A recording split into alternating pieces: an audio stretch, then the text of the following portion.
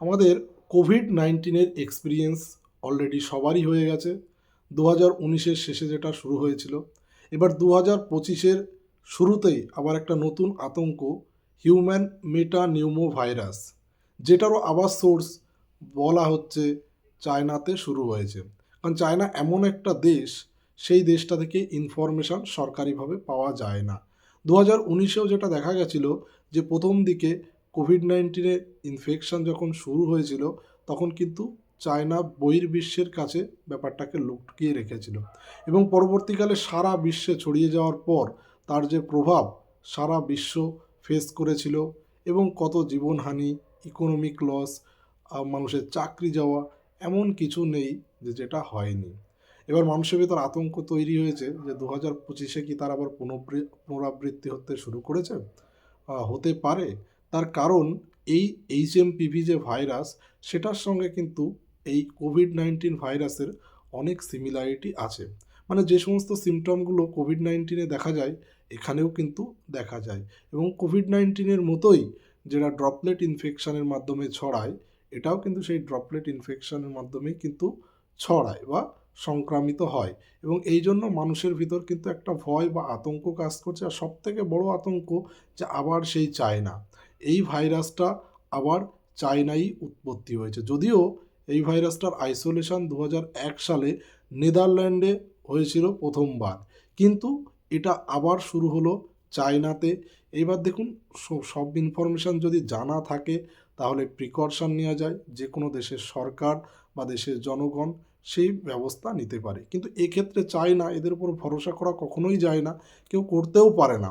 কারণ যে প্যান্ডেমিক মানুষ ফেস করেছে বা আমরা ফেস করেছি, তারপরে কারো পক্ষেই বিশ্বাস করা সম্ভব নয় যে আবার কী ধরনের ভাইরাস এলো এবং পরবর্তীকালে কী ধরনের এফেক্ট হতে পারে এবং তার জন্য কি আবার লকডাউন হতে পারে।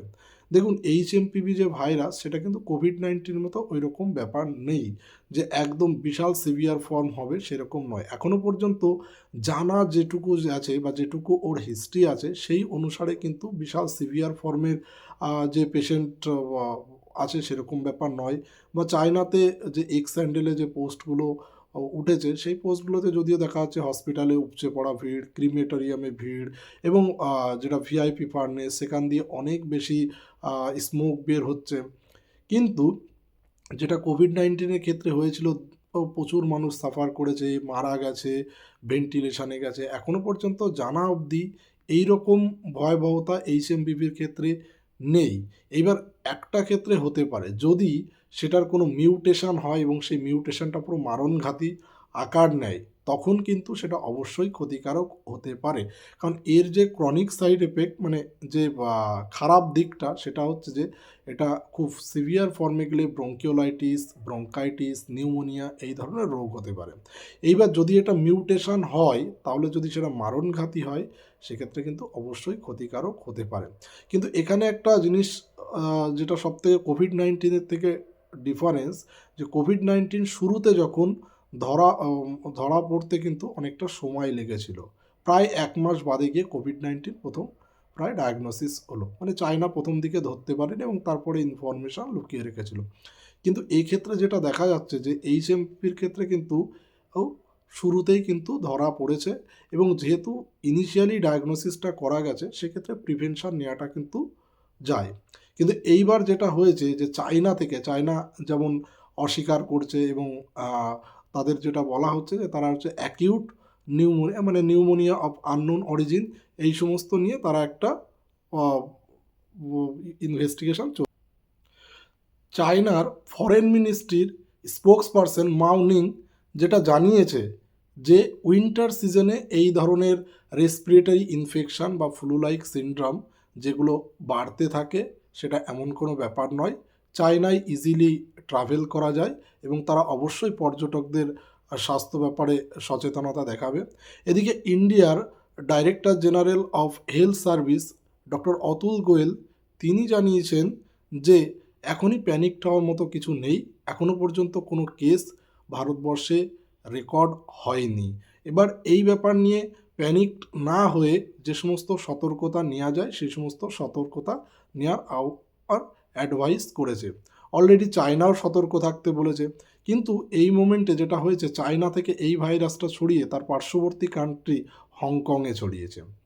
ইন্ডিয়ার পক্ষ থেকে সেন্ট্রাল গভর্নমেন্ট বা হেলথ মিনিস্ট্রির পক্ষ থেকে জানানো হয়েছে যে রেসপিরেটরি ইনফেকশনের ক্ষেত্রে যে সতর্কতা জেনারেলি নেওয়া হয়, যে জেনারেল মেজার্সগুলো নেওয়া হয়, সেই জেনারেল মেজার্সগুলো যেন নিলেই হবে, না প্যানিকড হয়ে। সেই অ্যালার্ম যে জেনারেল মেজার্সগুলো এই ভিডিও শেষের দিকে আমি আর একবার বলবো, যদিও আমার লাস্ট ভিডিও এটা বলা ছিল, তবুও আজকে আমি এবার শেষের দিকে এই লাইনগুলো বলবো। ইন্ডিয়ান হেলথ মিনিস্ট্রি যারা জানিয়েছেন যে তারা ক্লোজলি এটাকে মনিটর করছে বা অবজার্ভ করছে, বেসিক্যালি চায়নাতে কি ঘটছে বা তার এফেক্ট কতদূর ছড়িয়েছে বা নেক্সট কি কি হতে পারে, এবং ইন্ডিয়া অলরেডি এই ধরনের মানে সমস্যা তৈরি হলে তারা প্রিপেয়ার আছে যে সেটাকে কিভাবে মোকাবিলা করবে। যেহেতু একটা প্যান্ডেমিক অলরেডি চলে গেছে, সেই এক্সপিরিয়েন্স তো অবভিয়াসলি সরকারের কাছে এবং সাধারণ মানুষের কাছেও আছে।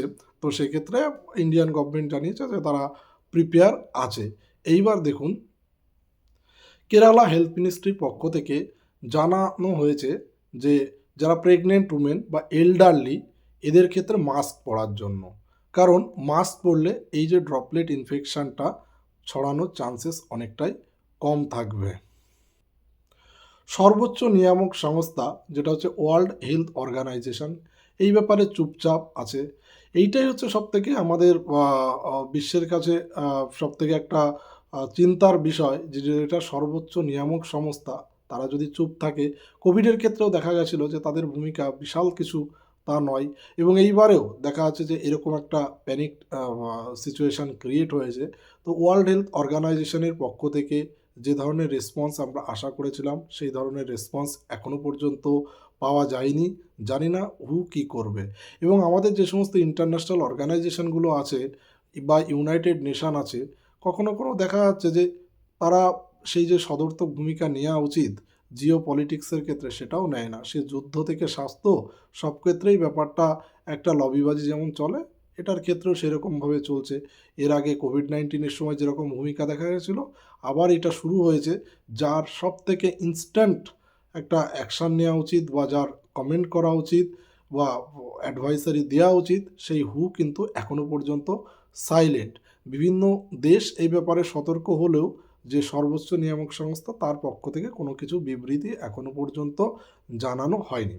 এবার আসি যে কোনো রেসপিরেটরি ইনফেকশনের ক্ষেত্রে কি কি মেজার্স নেওয়া যেতে পারে। প্রথমত, ওয়ারিং মাস্ক, মানে মাস্ক যদি পরা হয় তাহলে দেখবেন যে এই সমস্ত ইনফেকশন এমনিতেই তো সর্দি, হাঁচি, কাশি এগুলো হলে যে ড্রপলেট ইনফেকশনগুলো বাইরে ছড়িয়ে পড়ে, সেখান থেকেই কিন্তু স্প্রেড করে। এইবার যদি মাস্ক ভালোভাবে পরার হয় তাহলে কিন্তু এই ইনফেকশনগুলো ছড়ানোর চান্সেস অনেক কম থাকবে। Number 2, প্রোহিবিট smoking. স্মোকিংটা যদি বন্ধ করা যায় তাহলে কিন্তু এটা হওয়ার টেন্ডেন্সি অনেকটাই কম থাকবে। Number 3, vaccination. আমাদের দেশে কোভিড হওয়ার পরে যেমন কোভিড-19 একটা ভ্যাকসিন পরবর্তীকালে বেরিয়ে গেছে এবং অনেকেই নিয়েছে। এছাড়াও আমাদের ক্ষেত্রে অ্যাডাল্ট ভ্যাকসিনেশনের ক্ষেত্রে নিউমোনিয়া বা ইনফ্লুয়েঞ্জা এই টাইপের ভ্যাকসিন নেওয়া যায়, এবং সেক্ষেত্রে কিন্তু প্রিভেন্টিভ মেজার হিসাবে কাজ করে, বিশেষ করে respiratory infection. Number 4, healthy and nutritious diet. Basically যে সমস্ত ডায়েটে ভিটামিন বা অ্যান্টিঅক্সিডেন্ট থাকে, তারা ইমিউনিটিকে বুস্টার হিসাবে কাজ করে এবং সেগুলো হেল্পফুল হয় এবং এই সমস্ত ইনফেকশনের হাত থেকে রক্ষা করতে পারে বা প্রিভেন্টিভ মেজার হিসাবে কাজ করে। নাম্বার 5, প্রপার হাইড্রেশন বা অ্যাডিকুয়েট হাইড্রেশন, মানে হচ্ছে পর্যাপ্ত পরিমাণ জল খাওয়া উচিত, এবং জল খেলে যেটা হয় বডির প্রিভেন্টিভ রেসপন্স হিসাবে কাজ করে এটা। এবার দেখুন, সর্দি, কাশি, হাঁচি, জ্বর, গলা ব্যথা, যে সমস্ত সিমটমগুলো এই HMPVতে দেখা যায়, এগুলো অন্যান্য ভাইরাল ইনফেকশন বা রোগের ক্ষেত্রেও দেখা যেতে পারে। তো তার মানে কি, এবং এইগুলো এই শীতের সিজনে প্রায় ম্যাক্সিমাম মানুষেরই একটা লেগে থাকে। তো সেক্ষেত্রে কি আমরা আগে থেকেই সাসপেক্ট করব HMPV বলে, এবং তারপরে আমরা আইসোলেশন বা অন্যান্য যে সমস্ত পদ্ধতিগুলো আছে সেগুলোকে অবলম্বন করব? ব্যাপারটা কিন্তু তা নয়। ব্যাপারটা হচ্ছে, যদি কারো সর্দি, হাঁচি, কাশি হয়, যেরকম আমরা নর্মালি ট্রিটমেন্ট করি সেরকমই করা উচিত। কারণ এই ধরনের ভাইরাল ইনফেকশনের ক্ষেত্রে অ্যাজ সাচ কোনো অ্যান্টিভাইরাল নেই। তো HMPVর ক্ষেত্রেও ট্রিটমেন্টটা হচ্ছে কনজারভেটিভ বা মোর অর লেস এদের ক্ষেত্রে সবগুলোতেই ট্রিটমেন্ট করা হয় সিমটোমেটিক অ্যাপ্রোচ। তো তো সেক্ষেত্রে হচ্ছে যে টেস্ট করার আগে প্যানিকড হয়ে কোনো লাভ নেই। আর এইচএমপিভি ধরেই নেব এরকমও কোনো ব্যাপার নেই।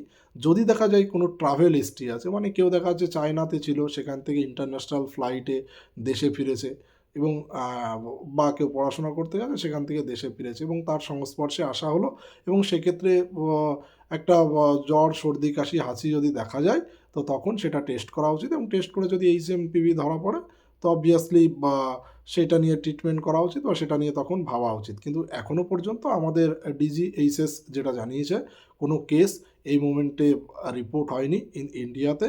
কিন্তু সমস্ত তার মানে এটা নয় যে আমাদের সচেতন থাকা উচিত নয়। আমাদের সবসময় সচেতন থাকতে হবে এবং আপনাদেরও বলবো আপনারা সবাই সচেতন থাকুন এবং যে সমস্ত মেজার্সগুলো বললাম, general measures for respiratory infection, সেগুলো অবশ্যই মেনে চলার চেষ্টা করুন। তাহলে শুধুমাত্র এইচএমপিভি নয়, অন্যান্য যে সমস্ত ভাইরাল ইনফেকশান বা রেসপিরেটরি ইনফেকশানস যেগুলো হয় সেগুলো থেকে অনেকটাই প্রিভেন্ট করা যেতে পারে।